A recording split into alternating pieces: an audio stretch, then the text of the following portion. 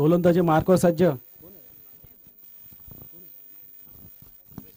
Suresh helium याला गोलंदाजी मार्कवर आमंत्रित केले. तसेच त्यांच्या समोर दत्ता खराडे आणि स्ट्राईकवर असेल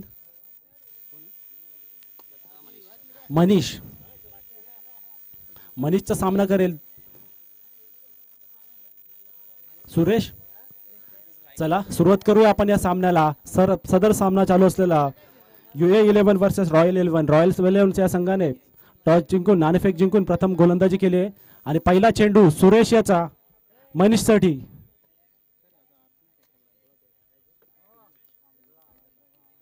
पहिला चेंडू सुरेशचा आणि टोलावून मारला गॅप मधून. 1 बाउंस चौकार.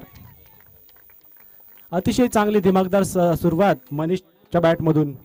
पहिल्या चेंडू मध्ये 4 रन, धावसंख्या 4. सुरेशचं चांगलं स्वागत केलं या चौकाराने. पहिला चेंडू 4 धावा.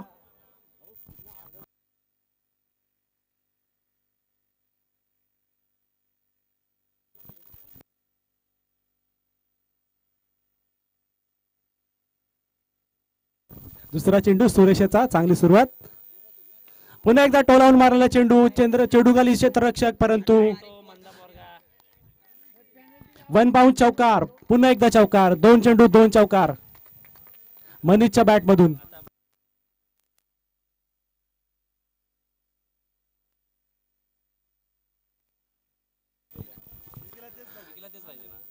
मनीषच्या बॅट मधून 2 चेंडू मध्ये 2 चौकार, धावसंख्या 8. तिसरा चेंडू सुरेशचा, अतिशय चांगली सुरुवात.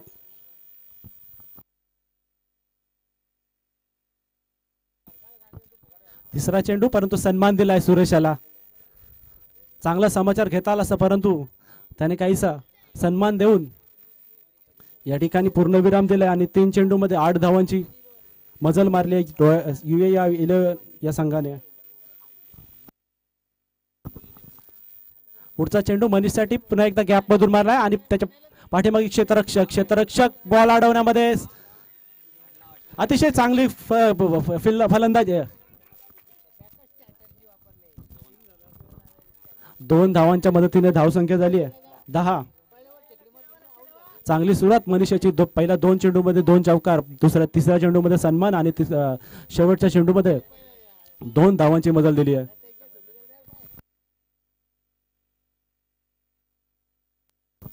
आणि इथे पुन्हा एकदा पारितोषिकाची एक सुरुवात. पुन्हा एकदा चांगला टोलावून मारला चेंडू. क्षेत्ररक्षक अडवण्यात अपयशी आणि सीमारेषा पार चौकार.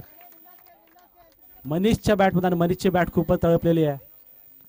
आतापर्यंत 3 चौकारांच्या मदतीने धावसंख्या झाली आहे 14. आणि कल्पेशसाठी पारितोषिक आली आहे विशाल खरबरे यांच्याकडून. त्यांनी जर कॅच घेतली तर त्यांना 200 रुपयाची रोख रक्कम देण्यात येईल. पुढचा चेंडू सुरेशचा आणि पुन्हा एकदा गॅप मधून मारायचा प्रयत्न. क्षेत्ररक्षण पाठीमागे, चेंडूच्या पाठीमागे आणि त्याला अडवण्यामध्ये यश मात्र मिळालं नाही. आणि पुन्हा एकदा चौकार. अतिशय चोख समाचार